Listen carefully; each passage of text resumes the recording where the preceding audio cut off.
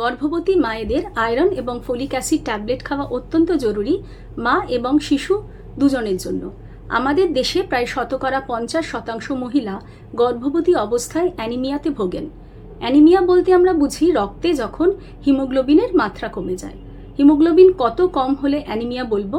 পুরো প্রেগনেন্সি সময়টিকে যদি 3টি ভাগে ভাগ করা হয় তাহলে ফার্স্ট এবং থার্ড ট্রাইমেস্টারে হিমোগ্লোবিন 11 গ্রাম পার ডেসিলিটার এবং সেকেন্ড ট্রাইমেস্টারে 10.5 গ্রাম পার ডেসিলিটারের নিচে হলে তাকে অ্যানিমিয়া বলা হয়। একটি নর্মাল প্রেগনেন্সিতে রক্তের কিছু তারতম্য এবং আয়রনের চাহিদা বেড়ে যাওয়ার ফলে শরীরে আয়রনের ঘাটতি থাকে, যেটি কিনা শুধুমাত্র আয়রনযুক্ত খাবার খেয়ে পূরণ করা সম্ভব নয়। তাই আয়রন ট্যাবলেট খাওয়া অত্যন্ত জরুরি। শরীরে হিমোগ্লোবিন কম থাকলে যে লক্ষণগুলি দেখা দেয় সেগুলো হলো দুর্বলতা, অল্পতে হাঁপিয়ে যাওয়া, খিদে কমে যাওয়া, বুক ধড়ফড় করা, শ্বাসকষ্ট, মাথা ঘোরা এবং পা ফুলে যাওয়া।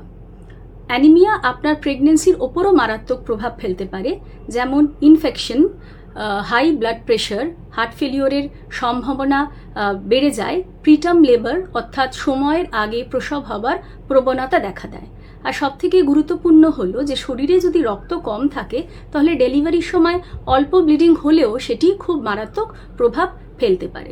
এছাড়া দেখা গেছে যে অ্যানিমিক মায়েদের লো বার্থ ওয়েট বেবি হওয়ার সম্ভাবনা থাকে এবং মায়েরা যদি অ্যানিমিক হন তাহলে ব্রেস্টফিডিং করাতেও অসুবিধা হয়।